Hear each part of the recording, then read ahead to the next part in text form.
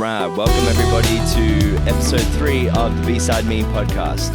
For anyone who's watched the other 2 so far, thank you so much for tuning in. I hope you found these conversations to be as inspiring as I did. It's so nice just to sit down with friends and that I respect and love in their creative art form, and just to really delve deep in that and also just connect. It's really cool. So I hope that you guys are enjoying these conversations so far. If you are, please feel free to like and subscribe the YouTube channel. I'm doing it in unique locations right now with friends, so it's kind of cool to watch, but you can find it on Spotify, Apple, Google Play, and all of those other things.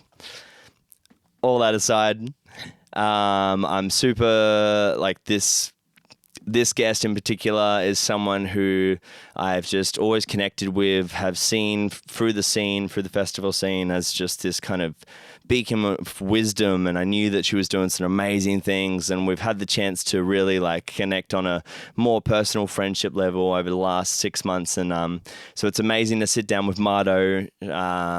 She's created Spunkhyde, which we'll get right into. It's her own clothing label. She's a fashion designer. She works for an awesome fashion designing label that's doing very successful, but she's most of all an intriguing soul that has a lot of fun stories to tell. And this was a super fun podcast to shoot. They've all been, but yeah, it's cool. Me and Marto had some fun. So I hope you guys enjoy. Peace.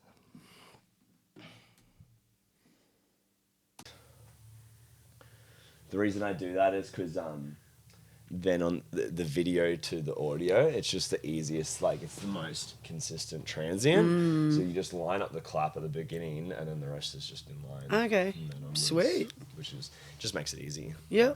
You can bring it a little bit closer. I know nothing about this stuff at all. It is, it is a sorcery to me.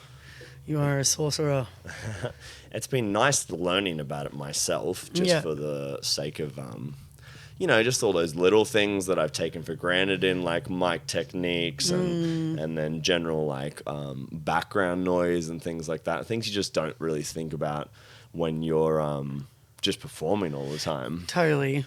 Yeah. Well, that's why I closed that door, because we've got the hospital that's just down there, and if there's fucking siren that goes past, I was like, oh, well, that'll definitely interrupt. Are these actually really good in regards to I found with Chelsea's was the hardest outside because the crickets and the wind. Of course, yeah. But the moment, and I might actually just adjust this a little bit. Yeah.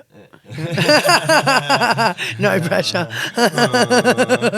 Just because I found that even with Phil's one, I noticed so when he's talking like this and it's kind of straight in, it would cut everything in the background. Oh, that's great. But the moment he turned like this, although it's still so close, but the sound direction, is going, it just needs to be hitting this front plate enough. Yep. Okay. So that's why I kind of talk like this all the time. Yeah. Yeah. Yep. But we can just keep adjusting it all. That's cool. Yeah. Yep. But I mean, as we said, for me, it's been a learning experience too. Yeah. And each one is, and I don't listen to the whole thing through. I just find the loudest bits and then edit it to that, and then find some little sound bites. Yeah. I'll probably start listening to them all the way through. Now I'm getting more used to my talking voice again. Sure. But at the beginning, it's do you ever do vocals? Do you sing? Yeah, I sing. Vocals? Yeah, and so that's gotten me used to that over the years. But I haven't done enough of it recently. But yeah, it's interesting, even just doing the couple of episodes now. I was showing my friend Chelsea last night, just because we had this cute little outro that we were just basically talking gibberish. Yeah. I don't know. Adorable. I dropped the song at the right time. Yeah, nice. I was I gotta show you, because she was over at the house, and so it was hilarious. But just her watching her face through the whole thing of cringing because of listening to her voice. I was like, oh my god. It is weird when you listen to yourself back. Mm-hmm. Definitely. Totally. Well, let me just double check. I like that we just went straight into it. That's awesome. I haven't done that yet. But Marto, welcome to B-Syde Me. You Thanks, are, man. in fact, B-Syde Me. Yes. And I love it. It's my consistent pun that I'm just going to throw in at the front. Throw it in there, yeah. Yeah, it's good. Yeah. How you doing? I'm doing good. I've had a good day. I've had a really good week. Mm-hmm. Yes. It's been awesome. Yep. It's been productive. It's been, really creative. Yep. Super creative. Yeah. Yep. Yeah, because you're going hard out towards a, and we haven't actually spoken about this yet, but a fashion show you're doing in the near future. Yes. Am I not supposed to announce this? No, am I fine. the worst? No, that's this isn't totally going to come out for 2 weeks. No, so. it's great. It's great. That's fine. No, it's one of the big projects I'm working on at the moment. So the new collection is almost finished, and I'm just waiting on 2 artists to finish their part of the collection so that I'm ready to release. And there's quite a few things that lead up to that. So, I need to shoot before I can set up the show because, there's a certain alignment that I want to happen before the show happens, So, it's just liaising with a lot of artists at the moment, trying to get everything into the right sort of get all the ducks in the row so that it's ready to go. And when you say shoot before the show, are you like referring to like rehearsals? Do you mean? I'm referring to photo shoot. Photo shoot. I'm okay. referring to photo shoot, and so I'd like to shoot all of the pieces before the show happens because the idea is they'll be for sale at the show, and that's where they're going to be on sale first. Yep. So the collection will drop, and you will see the photographs of everything first so that people can understand the vibe of the collection and what's going on. Yep. And then the show will drop that encompasses all of the elements. Yep. And that's where you'll be able to buy all the pieces to start with. But it's very important that because of what I do is limited edition stuff, and there'll be some pieces that are completely one-offs as usual. So it's really important that all of those are photographed and documented before they go up for sale. Of course, with the right people, and then you use that for your own your own benefit, and then your own everything as well. And it's for those artists as well. And for those models and those people and like the hair artists, the makeup artists, of course, all of that stuff. Well, that's it. Like you're a collective working all towards the same goal. Like absolutely, you are the driving force in this one, but you might just be the I don't know, the PA for lack of a better word. Totally, in the next one. Be the byproduct for the next one. Exactly. Which is great, like that's what collaboration is about. Totally. Like it makes everybody create in a little bit of a different way, and then that opens up my field of creativity and makes me think about things in a really different way to what I maybe would have beforehand. And it just opens up to a new platform of creativity for everyone to go and play on. So totally. It's great. It's awe-inspiring for everyone involved. Exactly. I'm curious, you said you're selling these like some of these one-off pizzas. Pizzas. You're selling one-off pizzas, babes. One-time pizza One deal. time only. One time only. What are you putting on that pizza? All sorts of weird shit. Anyway, the pizzas are good. I can vouch for it.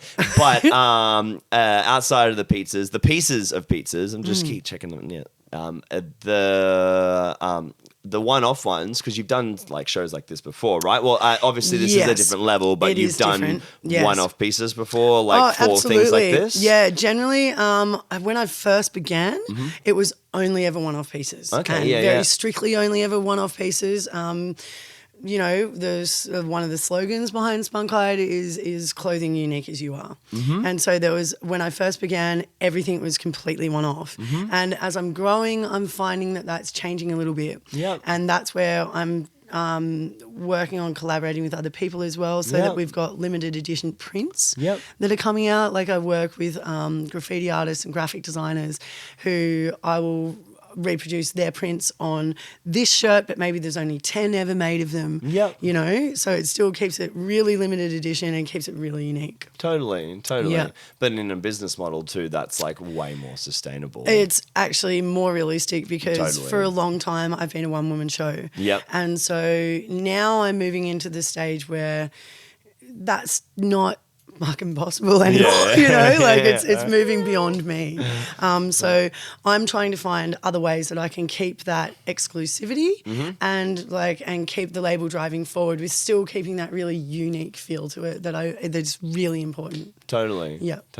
Do you feel like over the years now, because this is like so relative to me as well, because I've been the one man show for forever. Yes. And part of the reason why you're sitting next to me right now is because I have so many beautiful people around me, and I like want to share theirs, but like, you know, within that also it does help me as well, like just reach wider audiences. But do you find that like the one woman show was good for you at the time? It was the thing you needed for a specific reason, which I might try and get into in a minute. But now you found that through like being yourself and, you know, just like flourishing in your creative right, you've got the right people around you. So it's like, you're not...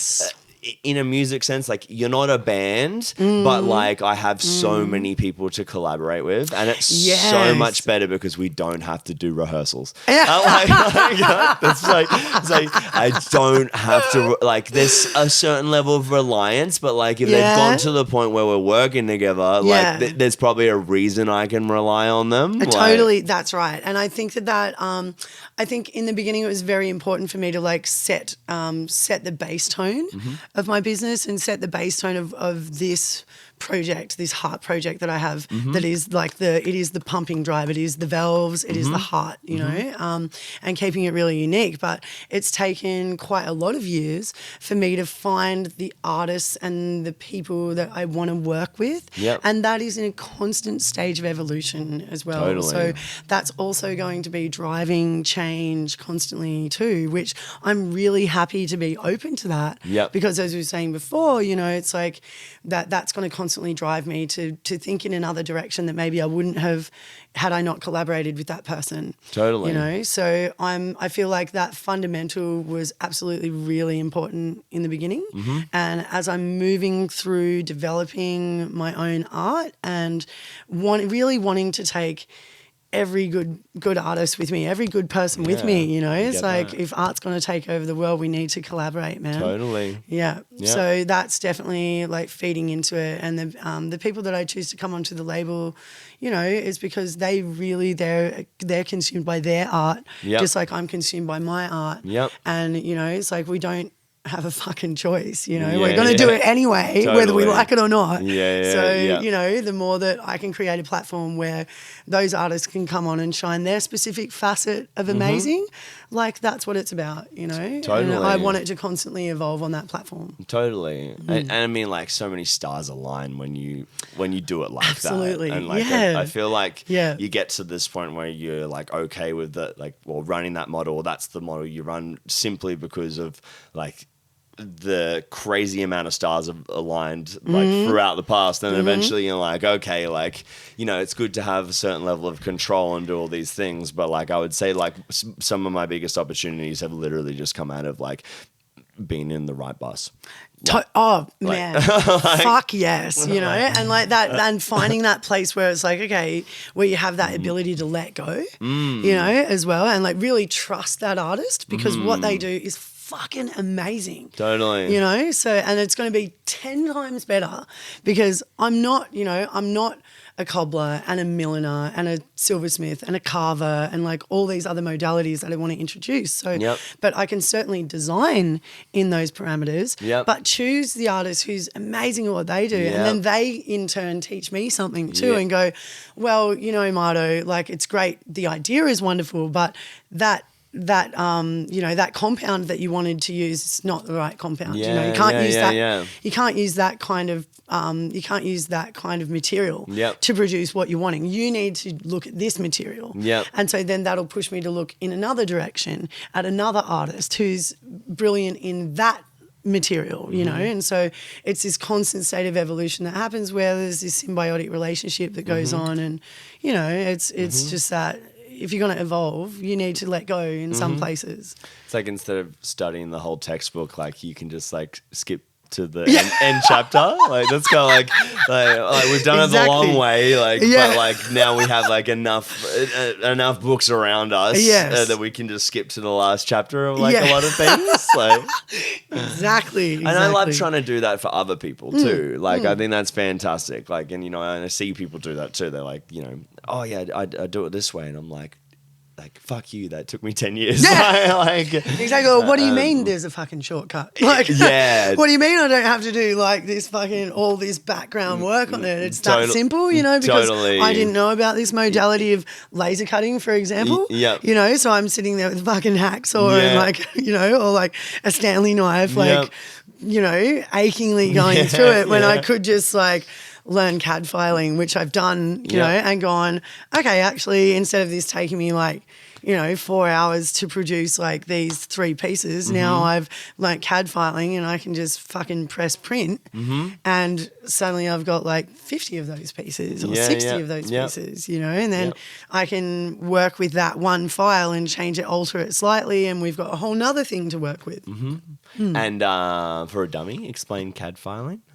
You can give it to us in layman terms. Okay. I've got such a bad habit of like skimming over things like that in my life. And, like, the big part of the podcast in particular is just like learning to be like, you know, like I believe like in knowledge is power. So yeah, like, of course. And I don't want to skim over anything. Right. Anymore. So like, I'm going to try and explain it because I'm not that great at it. No, like I cool. can do simplistic design with CAD filing. Yep. So I went and did a 3D printing course with TAFE, which only took like a month and it was free, by the way. Like it was really awesome to do.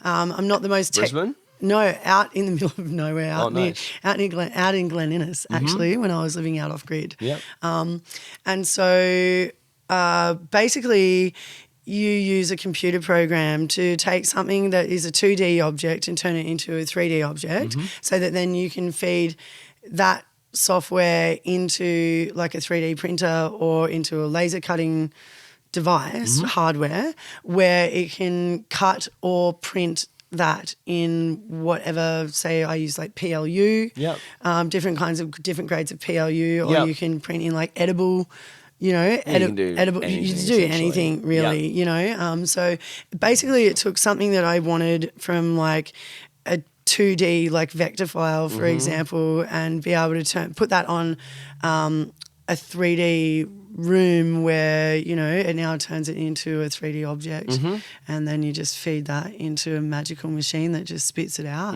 you know, or cuts it out. Like it changed my world a bit. So CAD filing itself is a like a software concept, basically, or like an algorithm. It's a software program. Like I'm like I say again, I'm not that tech savvy, so I don't want to like go deep in it because I don't know that much. I neither do I, but I'm still just like always like, oh yeah, tell me about the zeros and ones. Like, oh, fuck yeah, 0001, you know, Pretend long enough and I'll be Neo.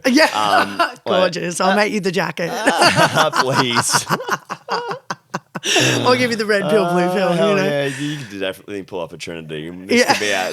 This is we've got a party happening. Yeah, we've definitely got a party. We've got a theme. We've definitely got a theme, mate. But CAD filing really changed the way that I create. You know, so it made it a lot more sustainable as well because, you know, suddenly while I wasn't having to be there making each one of those individual pieces anymore, I could take that file, feed it into a thing, and it's like literally printing things as I'm able to spend my time doing things like make one-off leather pieces, you know? Like it just gives me more time and still keeps it really unique. So it's a way of like fleshing out and filling the collection while I can put my energy into other avenues. Yeah, like you're happy with that, and like then this is a way for it to be more productive. While you can be more productive. Yes, and also the perfection of that. You know, like the perfection of that being like, you know, I don't spend an hour on it and then I fuck it up at the last moment because I was just trying to get it finished or something, you know, like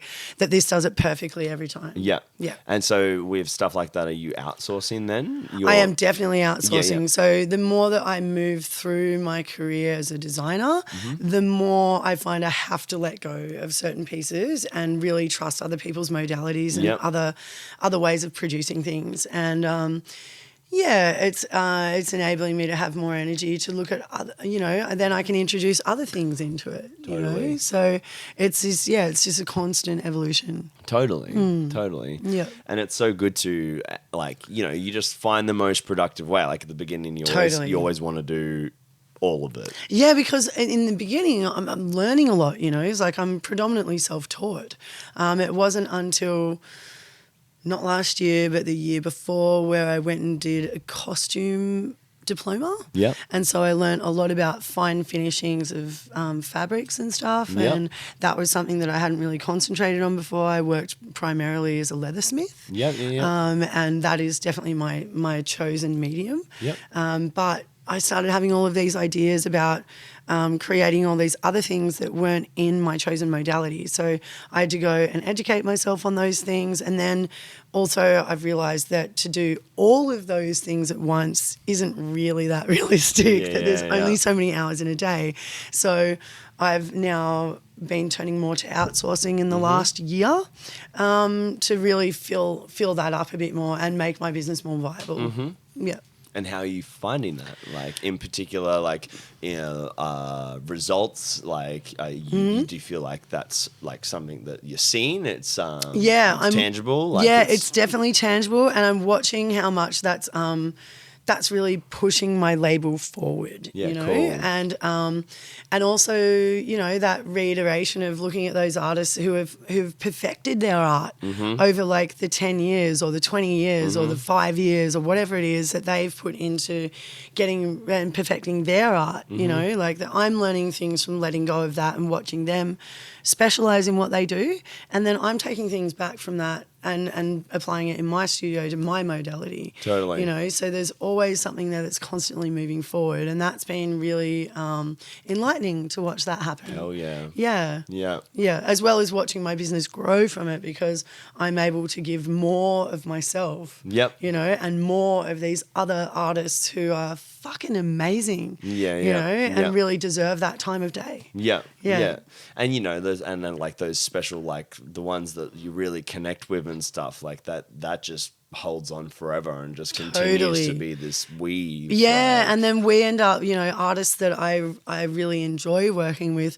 you'll see come back time and time again on the label in their different modalities too, like whether they make music but they're also a grapher, or you know, or they're a grapher but they lend themselves to like graphic design, or you know, like there's all these different ways that it feeds back through again. So I'm happy to explore their modalities and watch them progress as an artist as well, where we can really feed off each other. Yep. Yeah. No, I get that 100%. Like Chelsea, who did the episode, but like the last episode. Yep. She's an amazing like visual artist. Does like a lot of like acrylic and like ink stuff. Cool. But we first Very met cool. at the West End Fire Festival, which I've actually with your housemates now have evidently taken over in regards to running things. But she was doing a mural and time-lapsing the whole thing, and then had really enjoyed my set, and then asked if she could use one of my original songs for it. Great. And so I was like, yeah, of course. And then so we'd met in that kind of fashion, but previous to that, I as a solo artist, the only way I'd ever like done a lot of collaborations. I've done a few musically, but mainly my collaborations were always artistically. Yes. So I've always had artists do my EP artwork or whatever it is. Yep. And so I had this like instrumental EP. There's 3 songs. They're all just instrumentals, just jams that eventually got refined into things. Cool. And Yep. so I sent it to her and I just said, hey, there's this, like I want you to do the cover art for it. But just listen to it. Yeah. And then see like what you come up with. But what I want is I want you to do your time lapse thing, because she does the time lapse thing with like just oils and inks just on like a canvas straight from the top as well, which is really cool. And so she did it and she fucking nailed it, of course. Yeah. And it was so amazing. It was just like really nice. I had this 3.5 minute like visual representation of this complete instrumental song that I'd wrote. And I was like, oh, this is so nice. And I think I was actually overseas at the time, or I can't remember. I was somewhere away where I couldn't actually see her in person. And then I was like, thank you so much. This is awesome. And then the next day she sends me an email with like 12 other ones of like the same style, but like things. And I was like going through them and I was like, oh, Chelsea, I'm like, they're all amazing. I'm like, but I think I got to stick with the first one because like there's too, like there's just, it's too much. Like, sure. It wasn't too much, but it was like, I couldn't I couldn't decide. Sure. There's also seeing, you know, like, that's like the first impressions thing too. Totally. You know? Well, yeah. Well, the beautiful thing that came from that is she then responded to me and said, no, they're for the other songs. Oh, and I didn't even think bless. about it. Yeah. And she'd just done a bunch with the vibe. And then it was cool. So this whole little 3-track EP each one has a visual representation of her from a blank canvas doing it. Like, I love that. Yeah. And isn't that like, that's so typical artist too, you know? It's like once you're inspired on one thing, there's all these different things that come out of it. You want to support each other. You know that this project is going on. You think you feel something, you know, you feel this vibe and you just go into it and see what happens, you know? Totally. Yeah, that's really organic. That's lovely. Yeah. And it's always been just so nice to, and like I feel like that connection with you, because I noticed that you do that with like so many different art forms as well. And yeah, it's just so nice to have that inspiration from something that is completely outside of the realm of what I do. Oh, totally. You know, it's like I definitely feel that, like, I'll draw or I'll write or I'll play music or I'll paint, whatever it is, and it will feed back into itself. So like if I feel that I'm stagnated in like one particular element of my art form, then rather than forcing it through, because then to me it just looks forced and it's never going to be as good as what it should be because it's not organic and I'm not vibing it, then I'll turn to another one of my modalities and go, okay, well, I'm going to put that down now. I can't sew it because I can't see it. So I'm going to put that down. I'm going to sketch for a while, or I'm going to paint for a while. I'm going to go and pick up my guitar. I'm going to write something, and then that's going to feed back into it in this really organic way, and then everything's going to vibe off each other. And I wouldn't have thought about it in this particular way had I not given myself the opportunity to go and move into something else, you know, and then that can feed in that other thing in another way that I wouldn't have thought of either. Totally. And suddenly, you know, there's fucking 20 projects going on. And, you know, like, shit, I get that so bad. And there's half finished shit everywhere, you know, but I can't go back to it and force it back through, you know. But I find that I'm pretty diligent with myself on that, you know. It's like my whole world is built on creativity and art. So everything is constantly feeding back into each other, you know. It's the fucking feedback loop of the millennia for me. So and I'm quite happy with it rolling that way. And I find that like, you know, every day I'm waking up and I'm thinking about what I wanted to create the day before, and then what fabrics or materials I have on hand, or what artists that I have that I know that would be happy to do the thing. And, you know, so it's this constant thing that's moving forward, and this driving force that kind of never stops. You know, and as long as I keep rolling through all of those modalities and I keep letting go, but I keep focused on things, you know, then it keeps on working, and I can set myself goals, you know, like there's no inspiration like a deadline, so I'm constantly setting myself deadlines for things I fucking need to, because there ain't no one else fucking driving this ship. I'm going to finish this 2 days after I said it. That's right, you know, and then there's like, you know, so then because I did that though, then I'll get into a vibe where I'm like, nah, it's got to be finished, and then it's like, fuck, okay, it's come to somewhere that's stagnant. It's like, okay, you better draw, write, paint, get in there, like get it moving, keep it moving, you know, keep the wheels turning, you know. So I find that's it's a blessing and a curse because it doesn't turn off. No. Yeah. Do you find that there's like, for lack of a better explanation, like a food pyramid to your love it. Food pyramid to your like, because I'm finding this recently too. I mean, I've always found it with like multiple projects and other things that I've wanted to do and stuff. But in particular, like at my day job currently, like I've started drawing lots, and I used to hate, like, no, I didn't. I always loved drawing, but then I for a long time didn't think I could. But I've started just going over things, like very specific things, like over and over again. I'm like, oh, I can actually draw, and then like that's then been like, oh, maybe I actually want to do like 3D things out of this, and then do this and that, like, and I'm definitely like an ideas person, but I also have my creative food pyramid. Yeah, sure. Where like where you start fucking around on something and then like, slowly that's like it builds. my chips that I'm gonna eat my chips just like what in between calls. Yeah, sure.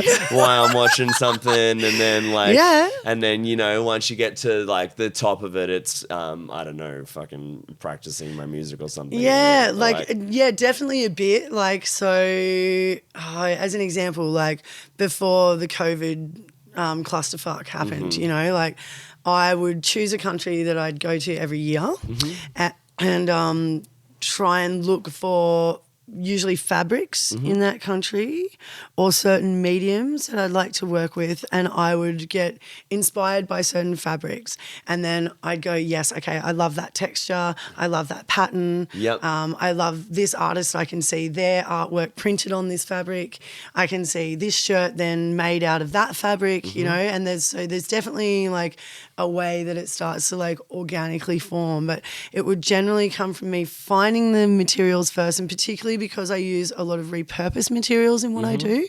So I'll go and hunt places like reverse garbage. Now that we're stuck in Australia, I hunted reverse garbage for years anyway because I love it, and I love the whole premise behind that. Totally, they're awesome. It's so amazing. Yeah. And so I would find certain things that really inspired me in that, and then I would see the pieces come out of looking at those fabrics and looking at those pieces, and then the collection would start, and then I would start sketching. So finding the materials, and then I'll start the sketching process, which I never really make anything to sketch, like still the fabric or the medium will speak to me at a point where I think I'm going to start out and do this because this is the sketch that I've gotten and I love that, but it's like a blueprint that's loosely put there for me to, I'm not very strict on myself in that because I don't like to force things and it doesn't turn out right if I try and do that. So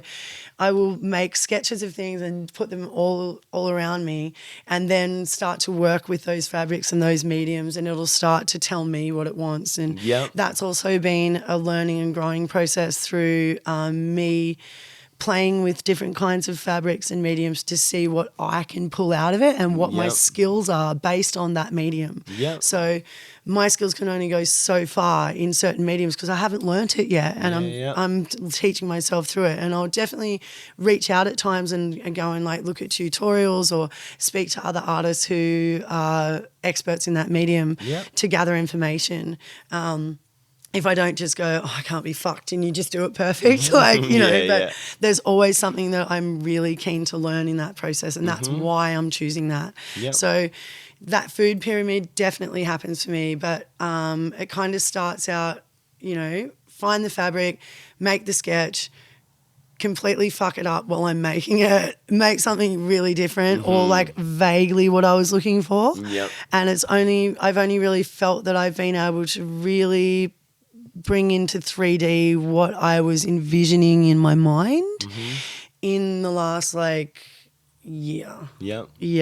And then it starts to come to fruition. And are you finding that all the time, or do you just mean like sometimes that happens now? Constantly. It's that's more been from the beginning. Becoming I mean like more now you're able to bridge the gap between the original spark and the end. Absolutely. And that's from experimentation. Like I've spent thousands of hours in experimenting with putting different kinds of fabrics and mediums together and speaking to those artists who are professionals in their field and collaborating with people who make me think really differently about those things.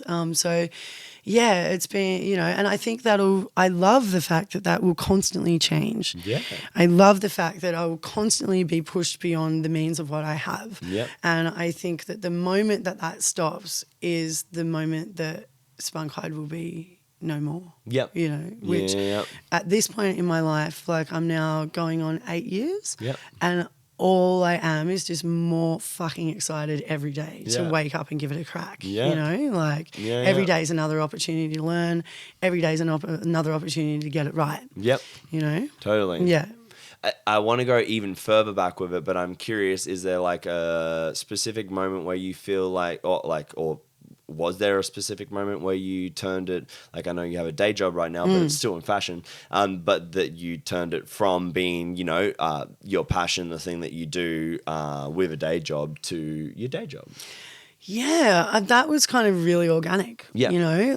So I started Spunkhyde by accident. Yep. I bought a belt and I was really pissed off with the quality of it because it fucked up in a week. It's really funny because I actually have like 2 doof belts to bring to you. Yeah, great. Well, that's how it started. I bought a doof belt that I was really not very pleased with. I was really not very pleased with the quality of it, and I was like, man, I'm sure that I can do this myself. Like, I can definitely make something that's more solid than that. So I just went and got some offcuts of leather, made one, and my mate was like, hey, I really like that. Slinky was the first friend who did it. My darling Slinks, amazing artist who runs Patch Artistry. Okay, cool. Incredible creatress. And so she was like, actually, I really love that belt. Do you think you can make me one? And I was like, oh, yeah, I guess so. Like, I'll go and grab the things. Like, if you want to just give me the money for the materials or whatever, and I'll just knock it together and whatever. Give it a crack. Yeah. And she was like, oh, well, make sure you put some money in for your time. And I was like, oh, I suppose so. Like, whatever, And then another person and another person. And then I kind of mucked around with it for years, and was like just a hobby craft where I was like learning through that process. And then I decided that I had really the shit hit the fan while I was living down in Melbourne, and I had to make this choice of what I wanted to do. And I just kind of went, oh, fuck it. I'll just move back up north where the weather is warm and the living is easy, Paradise City. And and thought I'd give it a crack. And so I was like, well, I don't really have much money. I'm just going to buy a shitty secondhand machine that I find off Gumtree that was an industrial machine, and try and gather whatever leather I can find and give it a crack. And I made my very first collection properly of hoods, called the Hoodlum Hood collection. It was the first time I really set it in. And I went to go and take photographs with a friend of mine in the industrial estate at Byron. Yep. And there was this amazing warehouse that had burnt down. Yep. And it had this bus out the front of it that was just loaded with graffiti, and to me it just looked so beautiful. Yeah, nice. And so we broke into it. Maybe I shouldn't be saying that, but we did. We broke into it and hopped through the fence, and we ripped off this corrugated iron from this warehouse, and we're looking through the warehouse, and there was like these beautiful melted light switches and stuff on the wall, and it was really gorgeous inside for a photo shoot, but it was too dark. And so while I'm hunting around this warehouse to try and find like a space where the light filters through for a good shot, I walked around the corner, and there was scaffolding to the roof of this place, and it had all of these rolls and rolls, and were like hundreds of rolls of leather that had been burnt and fucked.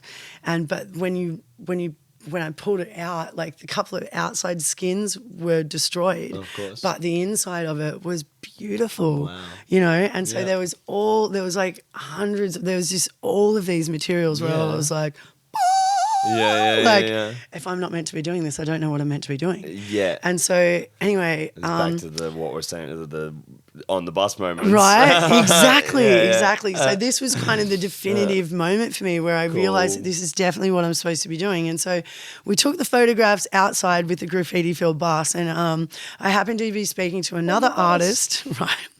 I happened to. I know. How's the coincidence? I didn't realize how good that was. Oh my God! I was speaking to another artist in the industrial estate, and we were just like casually having beers with these people that I hadn't met before. And I mentioned that I'd found this warehouse that was like loaded with all this amazing shit, and he was like, "Oh, what number was that?" And I said, "Oh, this address," and he was like, "That's my warehouse," and I was like.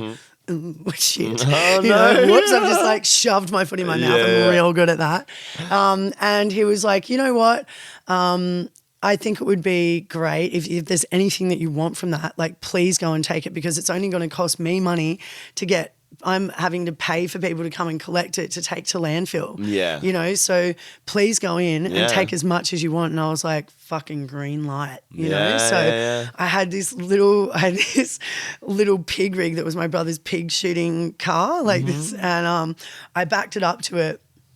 And I just started loading all of this leather into it, which I still use to this day. Wow. You know, like I got so much materials from there. What was the warehouse previously? It was previously a book. It was book printing. Like it was a printing warehouse. Hence why they had so much of the leather was used to book bind. You know, so and there was all of these, like, you know, there was lights in there, and there was industrial fans, and there was like you know, from the printing press, there was all these letters and shapes and stuff that they used to press into the leather and onto the books. So I suddenly had all of this stuff that I like, and I had no money left. I was literally sleeping on a pile of leather in a studio in Byron where you weren't allowed to sleep.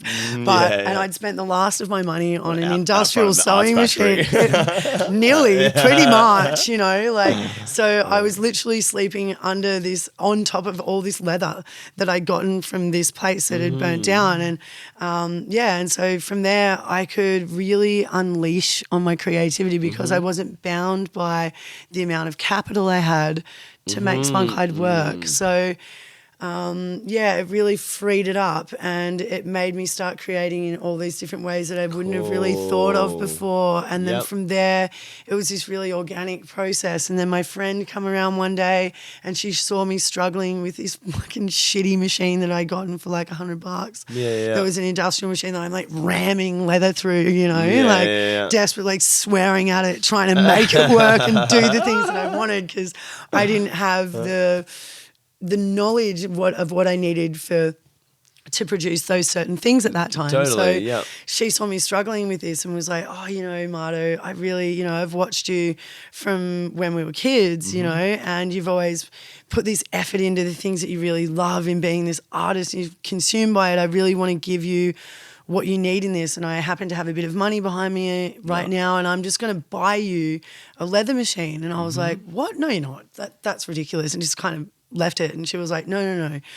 So I'm going to come back tomorrow, and we're going to go to this place. I know, my heart, I just burst into tears. I'm really not very good at receiving, particularly at that time in my life. I was very, I felt like I was failing if I had to do that, you know. So for her to come in and recognise and validate the amount of love and effort and time I was pouring into this, and everything that I had, and just shoved me in the car the next day, and I bawled my eyes out the whole way to this industrial sewing machine place here in Brisbane, where I had this incredible machine that was, and I still use it every day now, a slow compound, it's like a compound feed industrial sewing machine, flatbed sewing machine, and this one over here. This one over here, where you guys can't see it, but I can. Yeah, so you can dial the speed up on it, or you can dial it down, so you can do really intricate work, and so that enabled me to start doing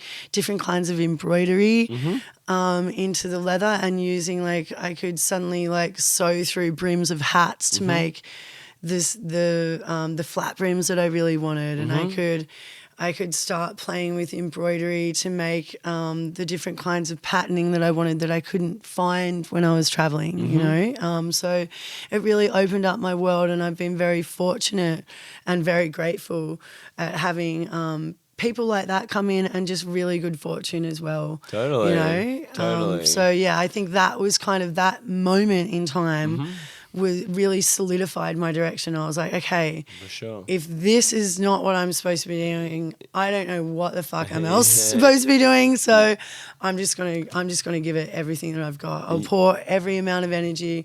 I'll live it. I'll breathe it. I'll sleep it. I'll eat it. Everything that I earn is going to go back into it. You know, like it really gave me the gusto that I needed to really follow through with my dream. Yeah.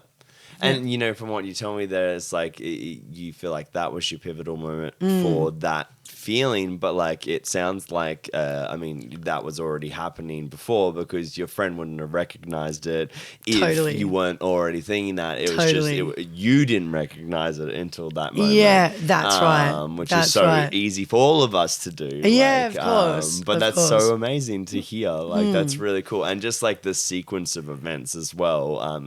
Man, I love that shit so much. It's been fucking nuts, like very serendipitous. But you know, had I not been so driven by what I wanted to do, then I wouldn't have seen those opportunities, and those people wouldn't have seen me desperately trying to fucking make it work. Totally. You know? So it's been this really organic development. Yeah. I have a business question for you in 1 second, but it just made me think of one thing that I wanted to share was I grew up listening to, and I'm sure you did to a point too, Killing Heidi. Yeah. So I did. I think Killing Heidi was probably the first CD I ever owned. Maybe that or Offspring Americana. Cool. But in just one of these like weird serendipitous stories, I randomly, I can't even know, 3 years ago, got a festival.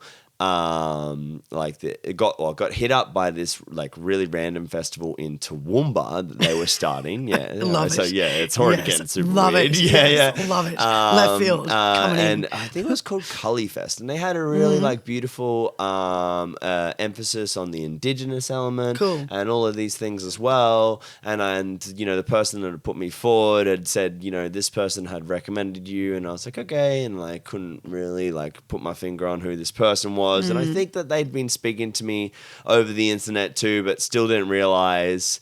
And then when I was even there, like they actually ended up selling like a lot less tickets, and then it was raining, so like the whole thing ended up being in like this giant fucking like barn warehouse. But like it was gold, because it was like pretty much everyone there was one of the artists, and then there was like, you know, like the other 40 patrons or 50 patrons that like really came out for Killing Heidi, and because they were headlining, but I was playing before Killing Heidi. Oh yes, which was amazing, because I grew up watching them. But the lady that put my name forward to the person that like hit me up to book me, it just turned out that she drove an Uber, and one night I happened to be getting an Uber back from a gig and put my gear in the back, and we just were chatting about it, and she loves music and she sometimes does events and stuff, and I just completely forgotten about this entire experience. And even like through the like first day of the weekend, I was like, you know, she was like, hi Blair, and I was just like, hey Ray, and then being like, and then eventually she said something like just like offhandedly about Uber, and then I was like, oh, fuck off. Yeah, wow. And it was literally, and it was just that, and it's like, you know, it was such a random thing, and I got to meet them. I meet the guys, and I got to play just before them, and it was so random, and like, but so special, and it came out of just an Uber. That's so great. Sorry, it just made me think of that. Serendipitous good fortune. Yes. Yeah, and those things, like, you know, you're the kind of presence, and like I feel like I am as well, that you put yourself out there. Like, you know, you don't particularly know how to not be you. Totally. Yes. And you know, that sometimes can be hard for people to take, but when you're pushing in some creative manner like this, like generally, like it just manifests in the craziest of ways, and you have these beautiful stories and experiences, and also no one's gonna represent you like you're gonna be able to represent you. And this was something that I was very fortunate to learn pretty early on from an amazing musical artist. And when I was just sort of playing with the idea of Spunkhyde, and he was like, and I felt really self-conscious about like promoting what I do. I felt really self-conscious. I was like, people are going to think I'm a wanker. You know, who am I to do this? You know, like and subscribe. That's currently my biggest wank off that I have to get over. Shameless self-promotion. And I'm like, I fucking hate it, but like, you gotta do but if you're not going to do it, like, so I remember having this conversation with this friend of mine, and he was like, you know, Marto, you're just going to have to get over that, babe. And I was like, what do you mean? And he's like, if you don't do it, no one's going to do it for you. And if you believe in what you're doing and that comes through in what you're doing, then people are going to see that. But they're never going to be able to see that unless you fucking talk about it and put it in front of people's faces. So you have got to get past that if you want to get anywhere. And I was like, fuck. You know, like, totally. Yeah. So it's Can I sort ask of who that was? Only because I might know them. totally. That was Jake Rose, Sun in Aquarius. Okay. I know of Sun in Aquarius. Don't know him personally. We lived together for many years. Awesome. He was my partner at a point, and he really helped like coach me through that really early beginning of where I had a lot of I was really self-conscious about what I was doing, and I was like, fashion, Marto? Like, really, that's what you've got to give to the world? Like, we need so much, you know? It's like we need environmentalism, we need scientists, we need people who really give a fuck, you know? And then I realized that I can do that through my art, you know, and that good art is meant to challenge, and art has the power to change the world. So I had to kind of go through this process with that to come to where I am now and really feel confident and happy and driving forward in what I do. Fuck yeah. Yeah, but I mean, there's all so those many people along the way, you know, Totally. I wouldn't be anywhere without all those people along the way. Totally. Yep. Yeah. And that's, I find you so fascinating for that because I know you have like such a rich history of like amazing creatives around you that are doing amazing things. I've been it's really awesome, blessed for that. and for so sure. have I. And, yeah. I love when I meet people like you because like we didn't meet through any of these people. Like, yeah, we totally. went in, like, just in stories that won't be told on a podcast. I was going to say, I don't know if we can talk about. No, but I love that because it's just like, I don't know, you get to a point where it's like, you're representing yourself in a certain way that you just attract people that are living a very like similar lifestyle. Totally. But yet so different as well. Yeah, that's right. Like from the early beginnings, you know, it's like I'm a child of the doof. I was saved by the doof. I believe in the rave. Your spirit of the rave. Yeah, man, saved my life. Absolutely. And I was I was really young, you know, like I moved out of home when I was 15 and I was really blessed and very fortunate to have a bunch of artists and really amazing people who kind of saw me there and were like, oh, you know, you're way too keen. Like you gotta stay here. Like, you know, take half of this, stay within my eye shot. Don't talk to that guy over there. Yeah, you know, okay, and they were you know, and they were we'll artists. Teach you, we'll teach you the ropes. You know, and I was very fortunate to have those people around me because I took to that shit like a duck to water. I just loved it. I ate that shit up. Like, fucking give me the spoon, make the spoon bigger. You know, like, so I was really lucky to have something else we have in common. Yeah. I feel you. You know, I was really lucky to have a bunch of really talented artists around me from that age who showed me how to do it, and they were, you know, they still work in their chosen modalities now. One of them runs a sign writing business, Ice by Signs. Get onto it.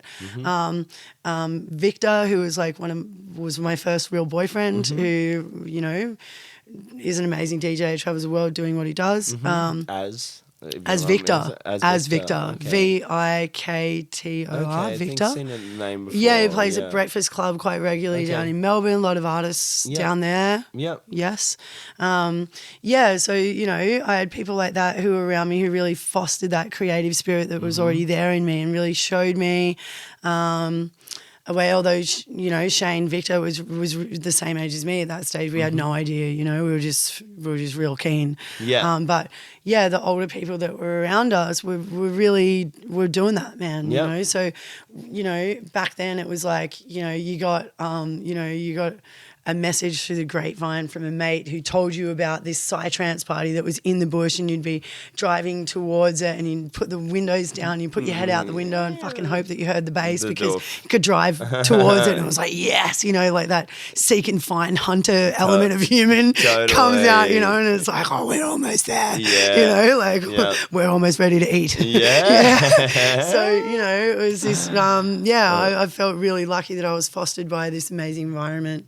and amazing people who really thought outside the box. And, you know, I came from a really small country town where that stuff wasn't really prevalent. Yeah. That was my next question. Was it a social pull that pulled you into it, or was it a family thing? It was totally a social pull, man. You know, as I said, I left home at a really young age, and I was surrounded by these people who just happened to be like older doofers. You know, like my first rainbow I went to when I was 16. Yep. And, you know, it was like, wow. You know, you could park your car on the dance floor and it was like $60 for a ticket on the gate, like, so, it was right from that early beginning of where like that real sense of tribe, and because I was an alternative person living in a small community that was like predominantly like loggers and fishermen, and I was an environmentalist and an activist, and, you know, I had dreads and I was very much like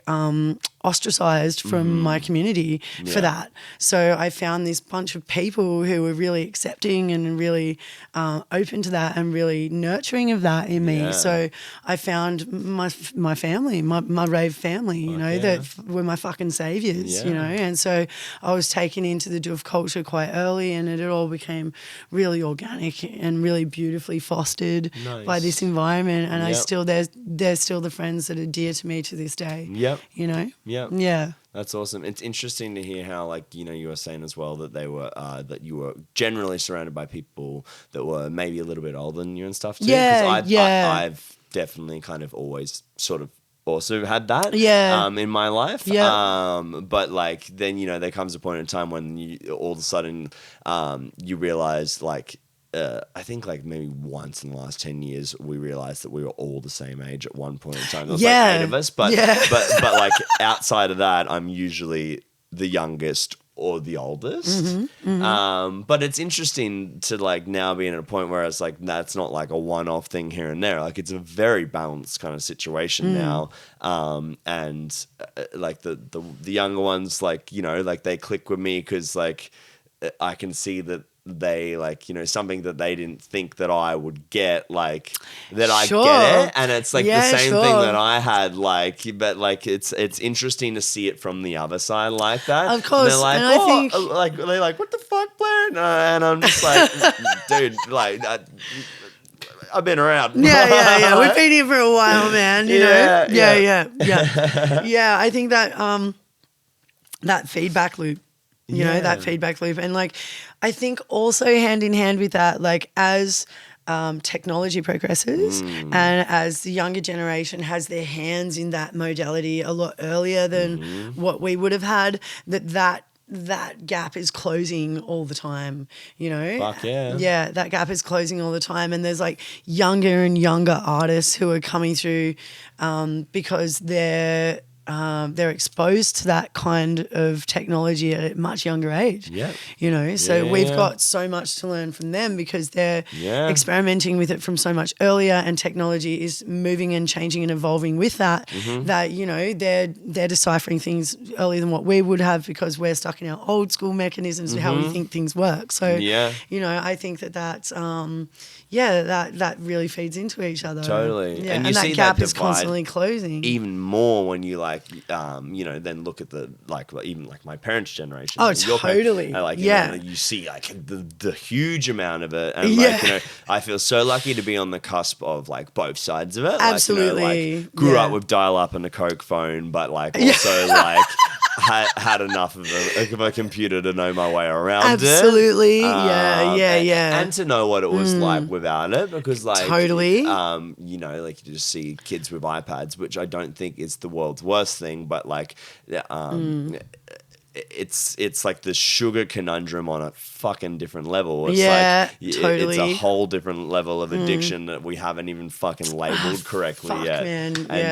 Totally. And so, but which, you know, it harbors creativity in one way, doesn't it? It could be fantastic for certain people and stuff. And it could be completely fucked for another. You know, like where you've got those people who are addicted to that that quick fix. You know, like oxytocin or serotonin, dopamine, like punch punching into their psyche and like really reinforcing those neuro pathways, like where, you know, before we had to hunt a little bit more for that, you know. So I know personally, like as much as I love evolving with that like I find myself, if I get stuck in something, I put all of those things away from me and I go back to the beginning where it's really organic. Like I just came from living 3.5 years off grid in the middle of nowhere, solo, and really exploring all of those modalities and like going back into painting and really focusing on writing and really giving myself into sketch and like improving those modalities are really organic. And then pulling that back now, living back in Brisbane and really pulling those modalities back into the way that I'm creating now with more digital technology and like, you know, I think that it's important to keep that balance, definitely. And that one hand, you know, feeds the other. Totally. And especially like, you know, I think, you know, I'm very much like I use my phone all the time. But at the same time, I try and these days mainly just, I mean, like all of my business things are attached to using it. It's the easiest way to do it. Yeah. And I would say that like, you know, I do scroll here and there, but like generally like I'm on there for like, you know, creating a group, making an update, doing an application. Like there's like kind of my process of things that I check, but it's, but even the process becomes like an addictive thing to absolutely. like fuck Blake, you've literally just checked your emails and that one notification that's come through. But the point of me saying this is that's why I really love this. Because I put it aside completely and just like, and this is, I've said this before, but this is one of the reasons I started the podcast was in, and you might have felt this a little bit in your own way as well, in the wake of all of a sudden not having heaps of events last year, like where we're both people that know quite a lot of people, and I would consider them all to be my good friends. Absolutely. And I love them, and we've all got great experiences together. But all of a sudden you take all these events away and you realize you know a lot of people in passing. Totally, yeah. And it doesn't take away from the relationship that I have with them. Of course not. But all of a sudden, like you realize that, like, and you realize that maybe, you know, these conversations that maybe could have been deeper, or like that everyone is kind of living in their own clique. And I've always been I'm such a nomad, like, you know, I have my groups and stuff, but like, I've never really felt like on the inner circle of anything. Oh no, I don't think But I'm included in everything, which is awesome. I feel you on that 100%. So I'm the kind of person that's always rolled with like a lot of different crews. You know, there's like the Jippo crew, there's there's my metal crew, and there's like my doof crew, and there's like my spoken word crew, and there's like my, you know, acoustic crew, and there's like all different sorts of people, and I really love being a floater like that. And I've definitely always really been like that, even in high school.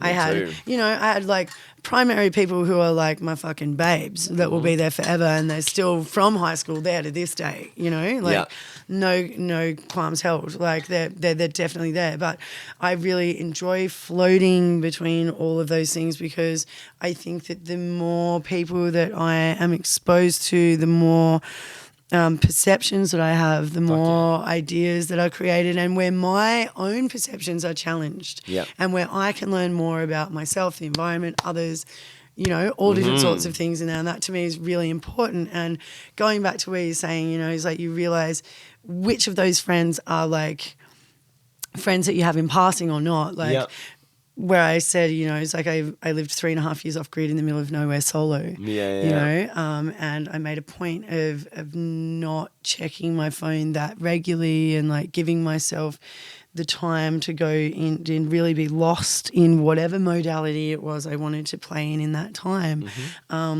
That, you know, I definitely saw where I feel stronger connections in all of those groups. And it's not to say that all of those people have all of those individual facets that are so important to my world. And that's the reason why I love to hover in between all of those, you know, and is really, really valuable to my overall personality, you know, and to me that's really important. But I'm a bit of an extroverted introvert, where I really need that time where it's shut down and not seeing anyone. Yep. And particularly, I believe that I get the most work done while there's fucking no one there. Totally. You know, and I can really delve deep into myself and get lost in the crazy creative and really find what I don't even know what I'm looking for. Totally. You know, till I'm in there. So Yeah. I find that that's really valuable to my creative process as much as it's very important for me.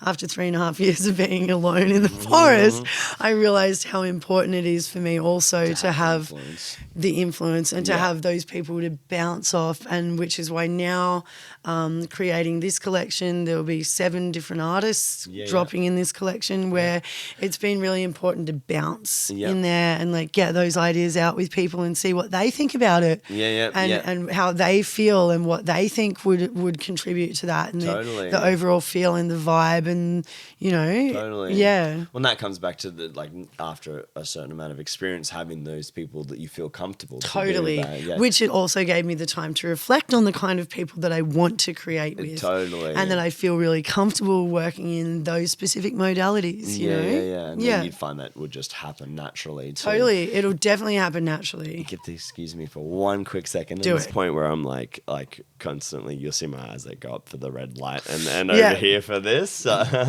One day I'll trust it. One day. Yeah.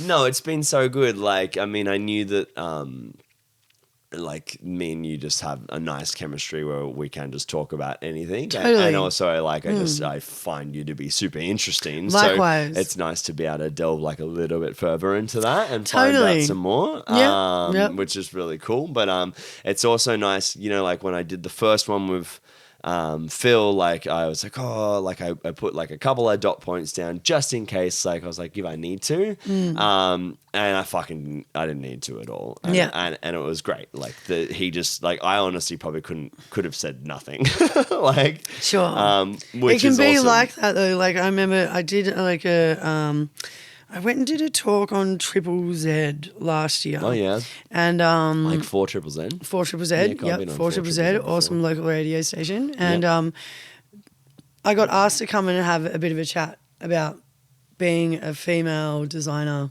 locally. Yep. And I was super nervous about it, and I'd never done anything like it before. And I was like, do you think that you could send me like the questions that you're going to ask, because I don't want to make a fucking cunt of myself, you know, like I don't want to make a dick of myself, and I want to make sure that I'm like coherent and articulate so that I make sure I really get it right, you know.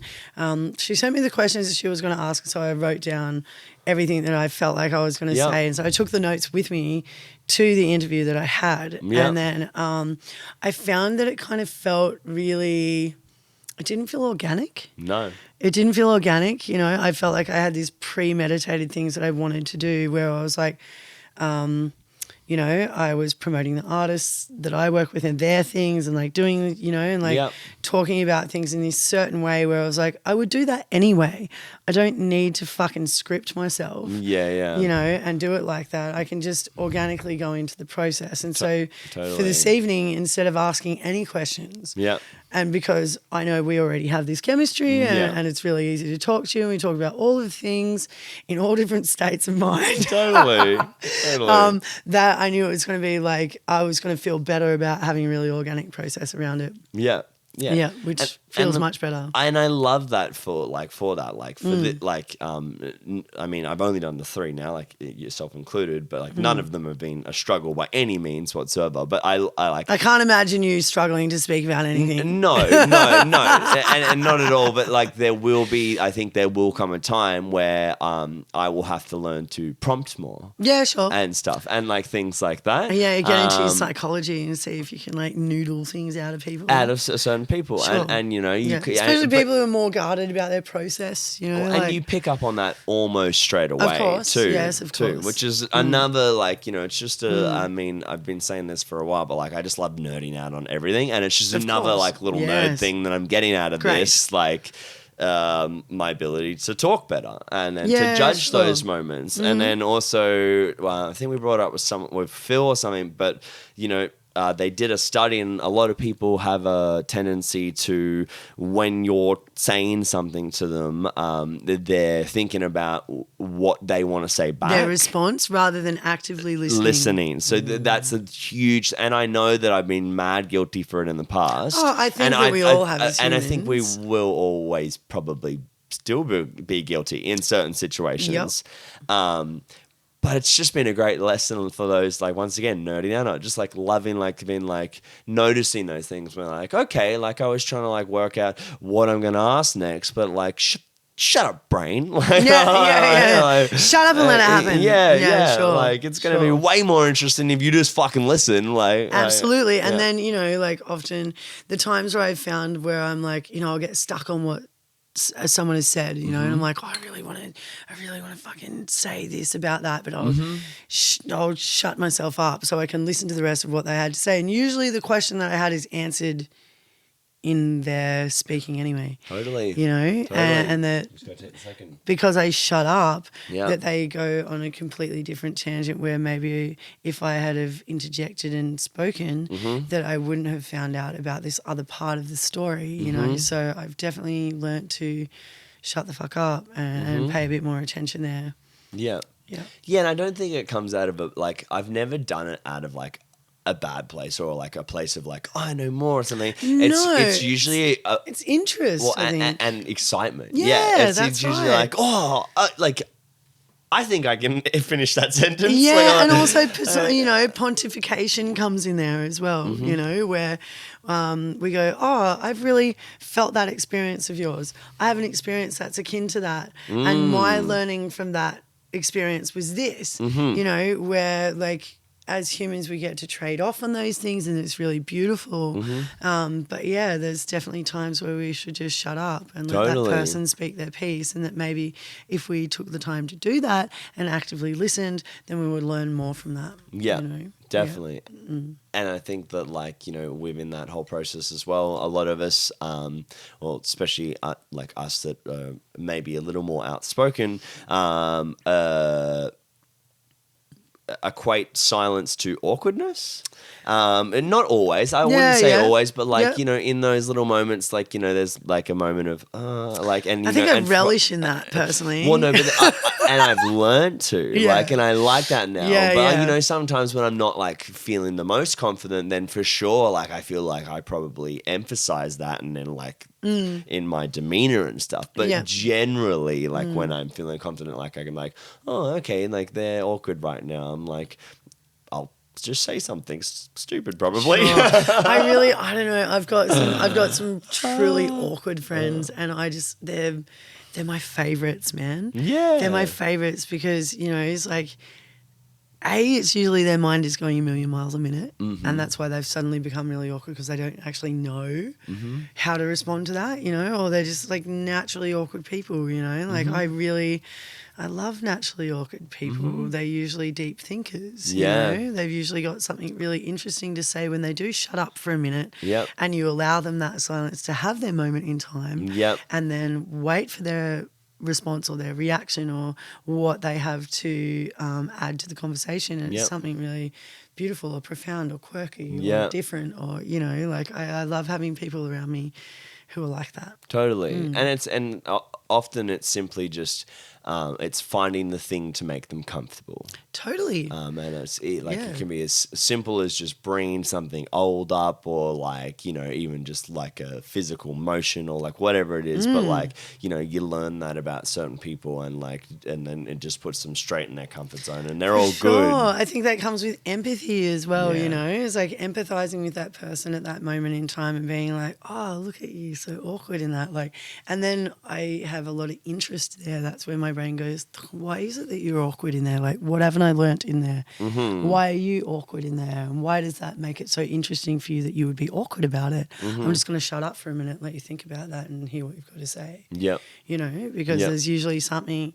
in that golden moment, that there's something there really beautiful to share. That I probably have never thought of before. And they're probably used to people cutting them off or finishing their sentence taking before the space. they get to learn to articulate. Yeah, that's right. And like, I've definitely lived I lived in this really crazy place for a while, and I'll save the name, but where Shout out crazy place. There was a lot of shout out 100% because I loved it. It taught me so much.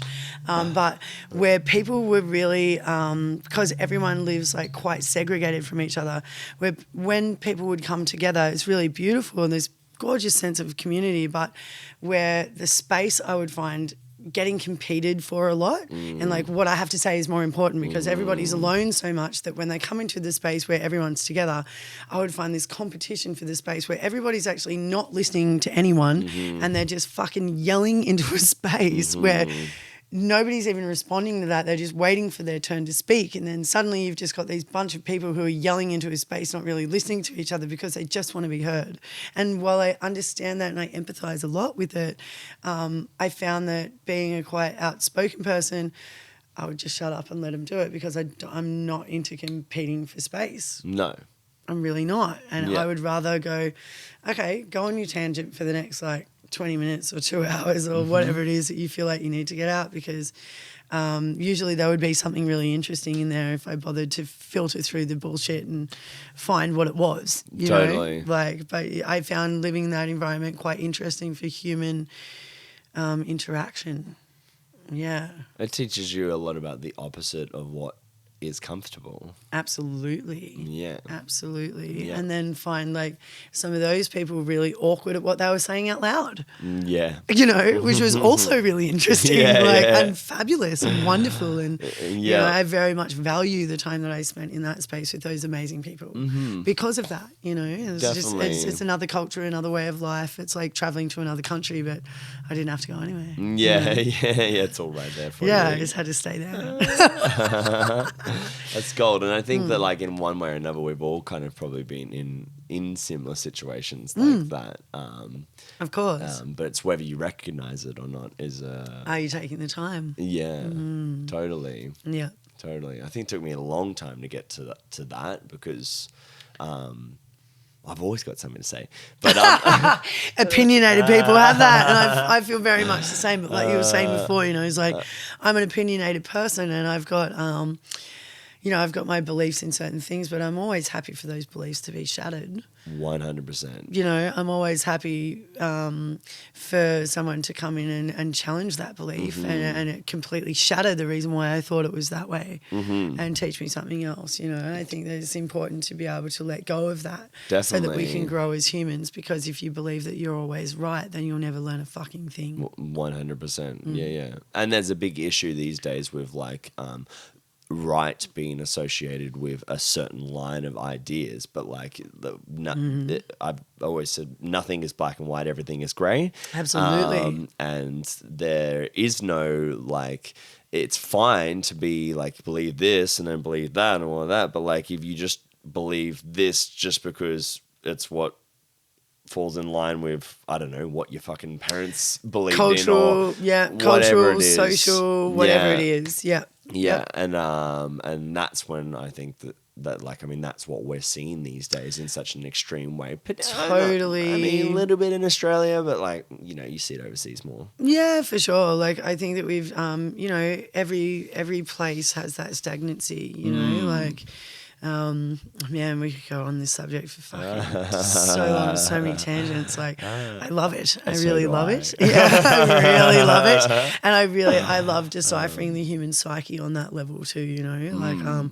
I read a lot about neurology and psychology, I think mostly because I'm trying to work out myself, but I also love interacting with a bunch of different people from different cultures, different beliefs, different structures, you know, where I enjoy being challenged in there, and I enjoy challenging other people's things, you know, where I'm happy to do that. So I think that it's important. It's super important, and I've personally found as generally as an approachable person, and someone who's worked in hospitality and these worlds where sure there's lots of hippies and all the stuff, but you know, and they know I never hide my life. I mean, I maybe used to, but I wear my life out. Yeah, all the time now.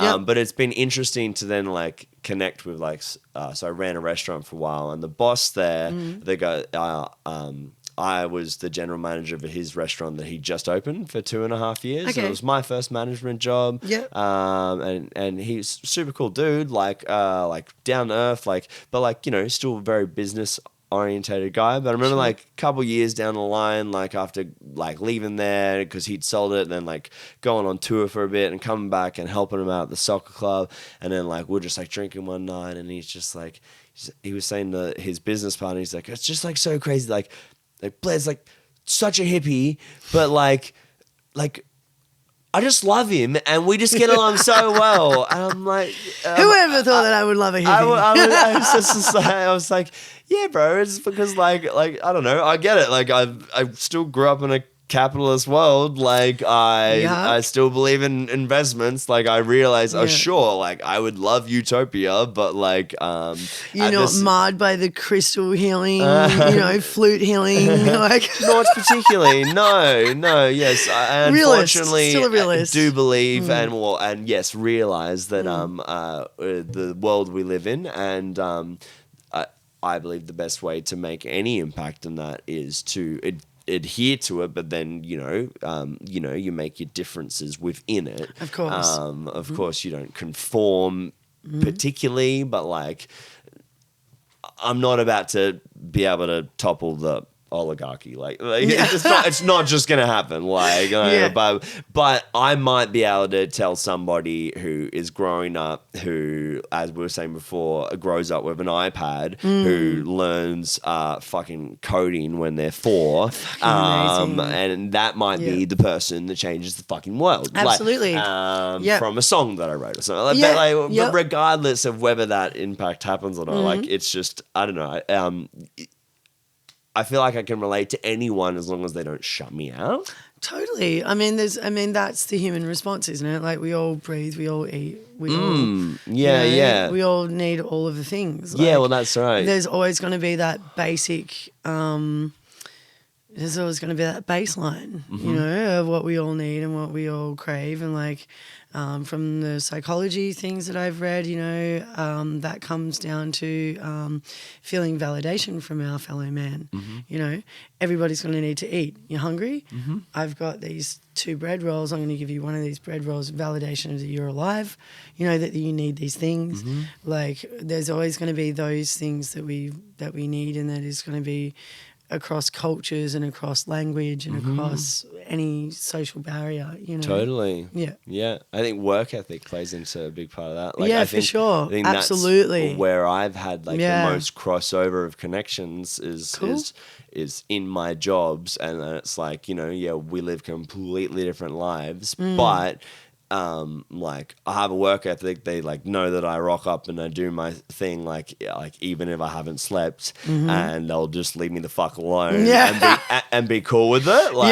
Sure. And whereas someone else who has fucked around and done all these things and also gets literally stands next to me and gets pulled up on something that I'm also doing. And then they both walk away, and then I'm just like, why am I not being in trouble? Yeah. But yeah, I think that's really interesting, just finding that relativity in anything. It's a common ground. Yeah, for sure. Yeah, for sure.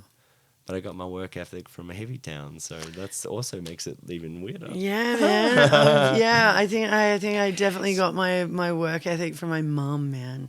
My work ethic from my mum, a single mum who was just fucking smashing 3 jobs and raising 2 kids, and that was my my baseline, and how you got to make it work, and if you want it, you got to make it work, that nothing is given on a silver platter, and that if you want to make it in this life, you got to make it, and you got to make it worth it, and then looking at the people who really inspired me, all creatives that had just refused to take no for an answer, and just constantly just keep on driving on just that, just based on their own spirit and drive. Yep. They're my heroes. Definitely. I'd learned that from my mum for sure, 100%. And I would say mums are the best. Yeah. Go mums. 100%. Fuck yeah. I see mum tomorrow. So yay. Hey, go I'm gonna ask her to make a stamp for my friends. Hey. But yeah, something through watching her like told me was a saying that I really enjoy is you can't ever fail if you never quit. Totally. And totally, 100%. That's such a great saying. Ever fail if you never quit. That's right. And like, even if you fuck it up, it was part of the process. You know, like it's fine. Even if like I wrote it years ago, but it was no matter what you follow your heart, you never fail. Mm-hmm. You know, like if you 100% you follow your heart. Even if you fail, you never fail. Totally. You know, it's always going to be another part of your journey as doing whatever the fuck it is that you're doing, you know, like you never fail. Totally. As long as you keep going along that. Every failure is another hurdle and another stepping stone to success, whatever you deem that to be, you know. Totally. Like, to me, success is just being happy in what you do. I consider myself a really successful person. I'm really happy in what I do. Too. I wake up every day and I get to create things and I'm really happy doing that, and that's going to constantly change. You know, I don't ever expect to be a fucking multi-millionaire out of it, and it's not the reason why I'm doing it. I'm doing it because I can't not do it. Yeah, you know? yeah. So totally. In that respect, I guess I feel like I've already made it. Totally. You know, that I've found a way to play and get paid for it, and that's a win. Yeah, totally. Yeah. No, I feel that 100%. Like, awesome. Yeah, it's funny, like, you know, being in the community and then after X amount of years and, you know, people like friends and homies that like are generally always there, but like have their own thing they're doing outside of it and like, oh no, like I just, you know, have to like can't do this one because I can't afford it or something, and I'm like, oh yeah, that's right, people buy tickets. You forget after a little while that like, wait, what do you mean? Yeah. But at the same time, they're the ones that also can drive in and be like, and I'm like, where are you going? I'm like, fucking got 3 sets in a workshop, leave me alone. Yeah. Wait, don't leave me alone. Give me some of that. Yeah. Get back here. Right. But it's that balance between both. It's those little moments of seeing, you know, like friends and homies that even are like, you know, so active in the community, but like it's appreciating those little things, being like, oh yeah, that's cool. Like I made a job out of this, or you know, someone's like, oh, super I could inspiring. only do 5 festivals this year. That's like literally all I could afford with my job, and I was like, oh, I did 20, and they're like, what? I'm like, but it's my job. Yeah. And they're like, oh. Because that's where the flip side happens, you know, is where suddenly the things that you love doing, if you do it the right way, become the things that you're paid to do, you know. And like I've definitely, you know, like I said earlier, it's like I'm a child of the doof, and I tried to create a life based around that so that I can constantly play, you know, and then that's always going to take me on different routes, you know, like now working with Dogstar and designing with those guys, and like it's always going to feed back through there somewhere, you know. Totally. Yeah, but getting paid to play is the outcome that we're all hunting for, I think. I know it is, certainly for me. Yeah, well, and even with your day job right now, like, you know, it's a day job, but you're still doing, like, in one way, form or another, like, it's still relative to what you want to do. 100%. Like, what I'm learning there, you know, is, like, it's a different demographic to what Spunkhyde is. And I'm learning a lot about the way to create and make what I do work at a higher level than what I operate on Spunkhyde. And so that is a constant source of inspiration, and every day is a learning curve, you know. I'm loving the people that I work with. I'm loving the way that that business is running. I'm loving the team that is there. I am loving the way that it's working together. And like, there are definitely times where I hit hurdles with that, and where I'm finding myself pushing past things that like I had preconceived notions of what whatever I thought it was going to be or whatever. And I'm happy to organically move through that process because I am progressing through there and learning about my industry on another total different trajectory than I ever thought I would be looking at.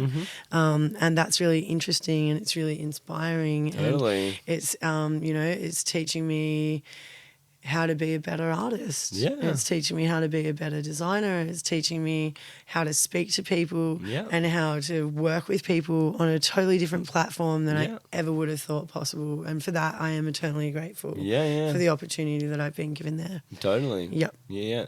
Well, it's the business side of it. And like, I can tell that you get absolutely as much pleasure. Like I realized at one point in time through my career, I was like, all of a sudden I realized I was like, I actually enjoy like the business side of it. Like absolutely, there was a point as much as I like enjoyed the creative side of it, I was having like different things going on at the time, but like I was just, that it was a different type of reap and reward. Like it was business just in a is different still way creative, man. Business 100%. is still really creative. And so this was yeah. something where I had like this a mental barrier with it, where like now I've from working in where I am now, that perspective is completely flipped, like, and particularly in the last like 2 weeks where I've really been challenged in my position and I've really found my own feet there and I've been I feel more solidified in my position now as an artist and a designer than I ever have before in my life, which is an amazing position to see myself in and give myself that like, wow, like you're actually doing it, like keep swimming, you know, like keep your head up in the current and just keep exploring and keep being honest and true to myself and what I feel is really important both in my business and working as a professional in my field now, which I can happily say like I move towards that every day. And feeling that outside validation from a larger company where I get to bring my ideas that are really fostered and nurtured in this environment is an amazing feeling and it's made me look at my own business in this really different way where it's really it's really organic and it feels really good and it's working in a whole new field that I never even dreamed. Like 7 years ago, if I'd have thought that I would be in the position where I am now, I would have laughed in my own face. Like it was a hobby that I just thought was a bit of fun. And now it's like just grown into this process where I'm finding myself really coming into my own self as an artist and really looking at what the scope of capability that's there. Which is really nice. And to see it on a larger scale like that and to have that just acceptance from something like that. Absolutely. And from, a label that I looked up to for a lot of years as well, like which is also something that, really is good soul food. Hell yeah. Yeah. That's so cool. Yay. Go team. Always smashing it. Love it. And working with like a lot of different artists on that platform too. Like there's a lot of artists that go into Dog Star's creative field too, where there's a lot of Australian artists that come and put their time and their creativity and their creations onto that platform too, where I feel like I'm really blessed to be learning from someone like my boss who is an amazing creative artist. And I'm learning things every day from the way that she has set up her own business and I find truly inspiring. Well, and you're in that web now too. It's like all these webs like and now suddenly like, because I'm putting my creations onto her platform and I'm also, working with the artists that I work with on my platform that, we're creating things together that are being put on her platform. So there's suddenly this really like all of those connections. It becomes like this mycelium. Totally. You know, that just keeps crossing over. That just keeps on crossing over and keeps on expanding and keeps on moving, and is just the most beautiful process to be a part of. Totally. Really. It's so nice to see too. Yeah, and it's so nice to feel, man. Yeah. And so nice to be able to foster that as well, you know, and go like, oh, you never looked at your creative aspect in this way. And put it forward in another way, you know, where they didn't particularly see that modality working in that way. Like a friend of mine, Brendan, who's the metalsmith that I have on Spunkhyde's label, which we're now making things for Dogstar. And so he had never seen his modality used in a jewelry production, which is now put onto a fashion label, which is now working in this other realm. Like, it's really lovely to be able to see that that path tracked out. You know? Yeah. Oh, there's so much power in that too, and in the realization in that, because we all pigeonhole ourselves. Totally. I never would have thought I could have done that. Yeah. And it's really beautiful to be able to see that happening. Totally. And like seeing now the way that he's thinking about his modality a little bit differently as well, and what he can create and what he can do. Yeah. You know? So yeah, photon props, get on it. Shout out to Brendo. Yeah, shout out to Brendo, man. What an amazing human. But yeah, you know, it's like all of those things feed into each other. Fuck yeah. And you know, going back to what we'd spoken about earlier, you know, it's like if good art is going to take over the world, then we need to work together, and teamwork's the way to do it. 100%. Yeah. I like to always. As you can tell, I love my taglines.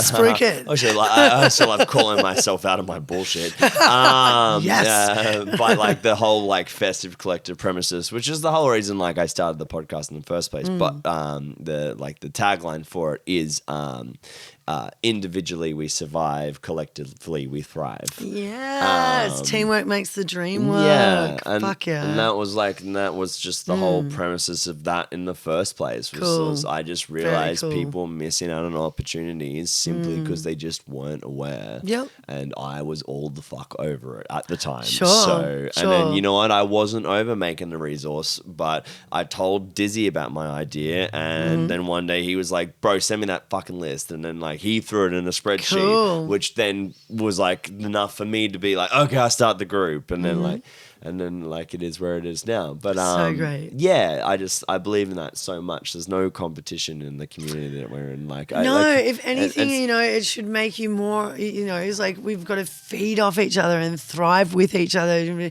It's gonna mean that we're constantly pushing forward to be a better artist. Totally. You know, that's part of it. You know, totally. It's like if we're constantly sharing our modalities and we're constantly doing those things, then we all end up benefiting from that. And we all end up moving forward creatively as a whole. Yeah. You know? Definitely. Yeah, and I think anyone in any form of competitive like mind state maybe just hasn't like, you know, been in it long enough or had enough of those experiences where it literally is someone once again on a bus that has believed in you, or in an Uber, like didn't ever hear me play, like things like that, and then 100%. It's created a. That's right, but then in sharing those things, like I've had, I remember having one chick come and ask me about like who I use for laser cutting, you know, and I was like, oh, dude, this person, I'll write down the name, I'll write down the thing, I'll write down like the cost trajectory, like. I'm more than happy to share those things, because at the end of the day, you're going to create something completely different to what I create. And I want to see that in the world, genuinely. Like, maybe that will inspire me to create on a totally different fucking tangent that I never would have thought of before. Yeah. And, you know, it's like all of that is going to feed back into itself, and we're all going to grow collectively. And we're all going to be able to use this platform to be able to create the world that we really want to see, that all of us really want to see. Totally. You know, that's the magic of what we're doing, isn't it? I know that's the reason why I'm here. 100%. You know, and I know that the other people who have experienced that, like you were saying, I think that you're 100% right, where maybe they haven't had somebody who's come to them with that kind of openness, you know, and that the more that we are open with those things, the more that we learn from each other and the more that we create together and the more we are able to create something beautiful for the world, which at the end of the day is the reason why we're creating in the first place. Totally, you know? totally. And it's those like magical moments. Like I can't even. I think it was not that long ago. It was having a bit of like a bad time or something, or was just in my own head. I think it was over New Year's actually. And literally, like when I got back into reception from Thingo, I like had a message from someone who I can't remember. Maybe I've met them in New Zealand or not, but they literally had like were just saying that like they'd then been DJing with like their buddy and he was playing like all of my music and like he said that I was his favorite Australian producer and he just wanted to let me know because he loved the stuff and it was just like, but like it came at the exact right time and like I feel like it always does in that way too. I think so too. There was quite a few years ago where I decided that I would start writing to the artists that had really inspired me. Yeah, because artists that really inspire, it is really important. You're 100% right. Yeah. And I think for me, like I like some quite obscure artists, you know, that usually wouldn't, they're not given the fucking banging set at, you know, the ultimate time. They're given the bit of a bitch time at stupid o'clock in the morning when everybody's gone, but what they do is fucking amazing. Yeah.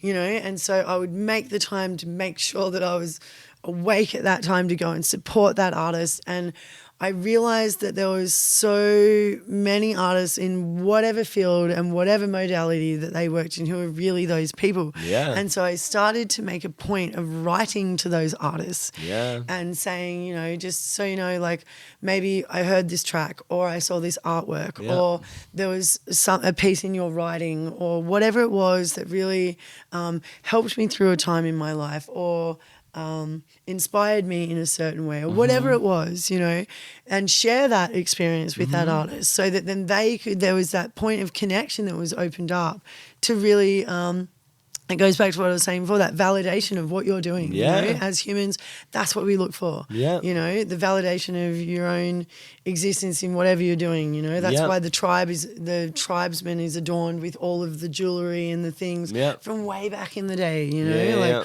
or why the medicine man has his point in putting forward his medicine for the tribe, you know, like it all comes back to these things. So, you know, looking back at the artists that have really inspired me and taking the time to go, hey, just so you know, like what you did really inspired this in me or whatever it was. And then I often found when I'd write that to that artist, I'd go, oh man, you know, I was really struggling this week on finding my creative groove, you know, and like having that written to me really helped me in this creative, get past the blockage of writing or like, or, you know, like I'm on this super high at the moment and things are like flooding in at me and it's really great to hear that kind of feedback, you know, or whatever it is, you know, and I think I think you're 100% right. That it's really important to tell those people that, you know, you've experienced that kind of connection with their art because as artists, we're all self-conscious about that stuff and we're all wondering why we're doing it and we're all wondering whether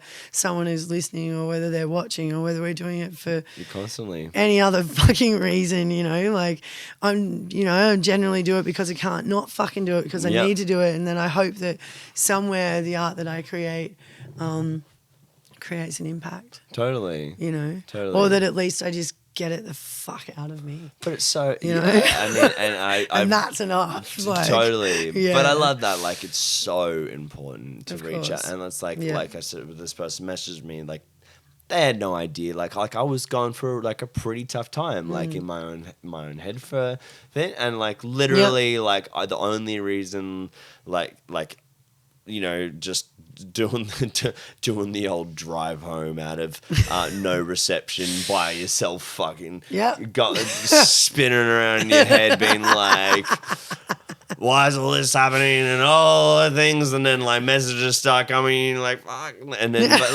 but then you get something like that and it's just like, oh yeah, that's right. Yeah. Like that's really like that means a lot. Like that's super cool. But to tie that into something else, like I played a lot of like restaurants for a long time. Cool. Well, like restaurants and bars. I just like when I first started playing with someone else when I was in uni, you used to live in Melbourne, right? You haven't like been in Brisbane that long? I did live in Melbourne, but only for like 10 months. And I haven't been in Brizzy that long. I've been in Brizzy on and off, but I'm generally like a Northern Rivers person. Okay, yeah. That's been my base for the most years. Yeah.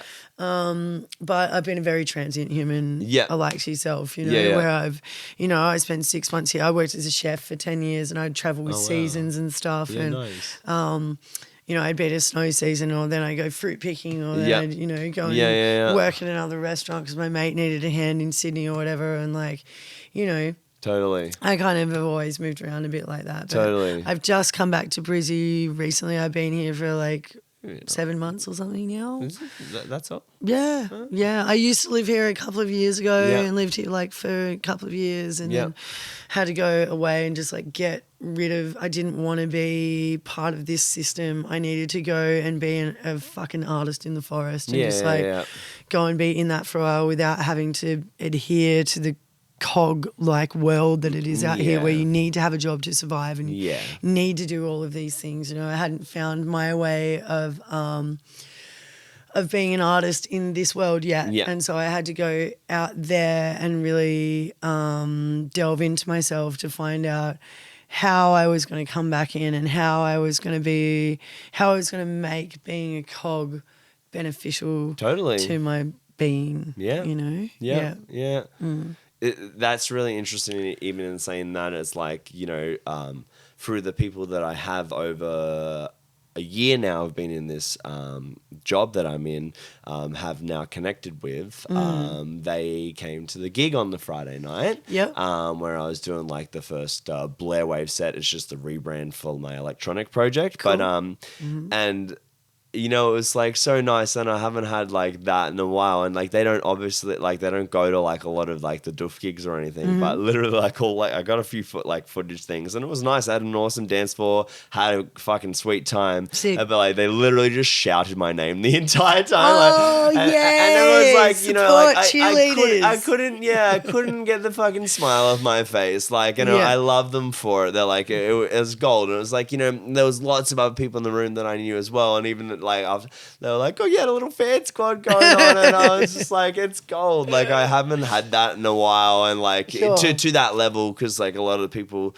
were just like, oh, there's my home, like cool, like give them a high five or something, but like not to like that level, but like it was like, oh, that's pretty cute. Oh, it's special. It's super special. Of course. Yeah, and like and they're all people that could just in 10 years be me and you sitting on a couch, a part of the community, like wherever their life takes them. Circling back around just super quickly, the reason I brought up why you've been in Brisbane was there was a cafe that I used to play at called the Music Cafe, and they basically like book people, and the person I'd been playing with at the time would like kind of cancel here and there because we wouldn't practice all that much and all these things. So when I started doing B-Syde, I like made this like oath to myself to basically like never cancel like anything at that time. So I like just rock up, and like the main reason of it was I was wanting to learn to play to no one the same way I would play to 100 people or 1,000 people. Sure, but I mean, you can't help that is going to change the way that you create. And it always does. And it for sure, like 100%, it always affects me like in its own way. And like my equipment is beautiful because I can hide in it, like to an extent. Like if it is just a chill thing, I'm like, but if it's not, I'll be the guy like, hey, sure. But the reason I was saying all that was I've learned over the years of playing a lot of restaurants and bars that although a lot of it was background music, like you are there as a like the best paying things usually, but absolutely. But you're literally like people aren't there for that. No, you're the filler. You're just there, like you're there doing your thing, and as someone who like, you know, got booked a lot for those things because my art form was like alternative, but like also chill enough to fit into it. But then also was pretty much all originals, so like it's still like your heart on the line kind of thing. Absolutely. You know, when you're playing originals, or you're putting your originalness out there, you know, it's like you're an open slather for judgment, you know. And I know I find that when I'm writing music and I'm a soloist. Totally. So like when I go to do my spoken word, or I go to play music on stage, I have more fear than ever. Other like Spunkhyde, easy, fine, you know. But then like speaking, like speaking your heart, playing your heart, like fuck off, man. Like I am, you know, it never ever gets easier for me. It never gets easier because I'm playing my heart out on a platter. I'm saying exactly what I think, and I'm open for judgment, and there is zero distraction. You know, it is only you doing your thing, you know. Like I feel you on that 100%. It is such a vulnerable space to be put in, and such a valuable space to be put in, because being able, I find that people really relate in that space as well, you know. Like where you would find, I know certainly I have found those spaces where I've felt really alone in what I was going through at that time, but then, you know, get the balls up to be able to actually speak it in front of people and not fall into fucking tears or rage or whatever it was that I wrote that piece in, and to be able to find that connection is, you know, that's the fucking juice, man. It's priceless. That's priceless. That's worth more than anything. Totally. Yeah. And then in saying that, so like what I learned over the years of doing it to no one or to one person or whatever was, you know, there was like definitely points of time where I was like jaded about like, you know, certain restaurants or certain things or whatever. Okay. But I learnt over the time, and even with those ones, and then I just, you know, at the beginning I didn't recognize it enough, but then I started to recognize it more and more. Yeah. Without fail, like, and I honestly don't think like, and I've played like I don't know, like more than a couple thousand shows. Like I've played a lot of shows in my 10 years of doing it. Yeah. Without fail, there's always one person. There's always one person that will come up to me when I'm packing up, whether like, you know, the bartender's just bringing me a drink and like no one like everyone was already left, or like no one gave a fuck, or whatever it was. There's this one. It's always one person, and then like, 100%. And that brought me back to like what we were saying before about letting people know. Exactly. And I just like, and you know, that has literally been like my catalyst for like such a long time. That's the fucking soul source right there, you know, like that one person who comes up and says, you know, what you said there, or what you did there, or what you played there, or what you put forward there was, you know, like I have this experience, or I understood it in this way, or, you know, like that's the juice, man. That's the gold. That's the reason why you keep on driving and keep on moving forward as an artist, for sure. Totally. 100%. And I think one person connecting in such a like unique way like that is like the same amount of worth as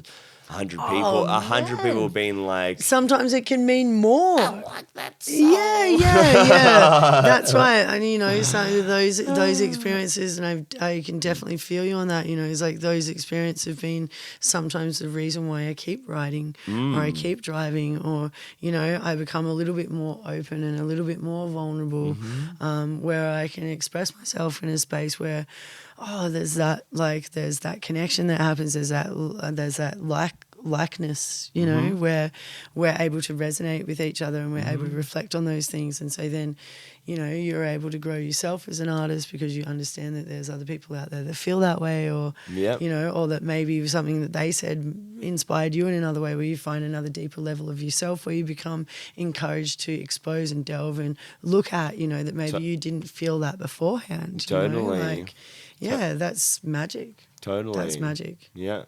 Yeah. And that's why sharing is the best. Yes. Yes, that's right. Sharing is the best. And I feel like with that, maybe we should I feel like that's a great ending to the pros. I think that is a great ending. It wraps the whole thing into a nice little package. It does. A nice little neat little origami package right there. Feels good. It does feel good. Yeah. Thank you so much for having me. No, thank you. It's been really lovely to hear your thoughts. Yeah, and you too. And Thank you. And it's nice. It's nice to have like a good back and forth with you. I knew that we would, but it's also so nice to hear more about your backstory and about like where you came from and all these little things. Sure. And I feel like, we've also only just scratched the surface, which is fantastic. Totally. Because it'll be the first of many. Why not? We just keep doing it. Like, We'll keep what did I say evolving. before? Something about you can't fail if you don't quit. That's right. That's exactly right. No, I mean, this honestly in itself, for anything it could be or whatever, at its most base root form is just so good because I get to spend time with my friends, just really, as I said, putting the phone aside, like all the things, and just like having like a really like just good, honest chat. And it's really awesome. Yeah. So, Feels good. Yeah. Feels good. I love and a lot of respect for you, and like A lot I of see respect that. for you like, too, and thank you so much. Yeah, no worries. Thanks for coming on. Give yourself a little proper plug. So we got Spunkhyde here. Oh, yeah. Everyone can find your designs at Spunkhyde, www.spunkhyde.com. Apparently right now, since the new artist on the label has made that, Mr. Face Invader. Oh, nice. Yep. You can also find me at Spunkhyde on Etsy and Spunkhyde on Instagram and on Facebook. I get a lot of custom jobs through Facebook, people asking specific orders, and Suke, a new platform. Okay. Suke, run by a dear friend of mine, Richie Freedom Loop, another amazing artist. I love Richie. Yeah, he's a very special, amazing human. Yeah. You're also going to be seeing. Know he did that. Actually, I did know he did that. Yeah, but you're also going to be seeing artwork from him coming on Spunkhyde's new collection. Cool. As well, so that's pretty exciting. It's all feeding into itself. So check out Suke. Yep. Check out Etsy and check out the website. Yep. Please do. Excellent. I can't wait till the next time. Yeah. Excellent. Thank you. Thank you. Goodbye. Bye.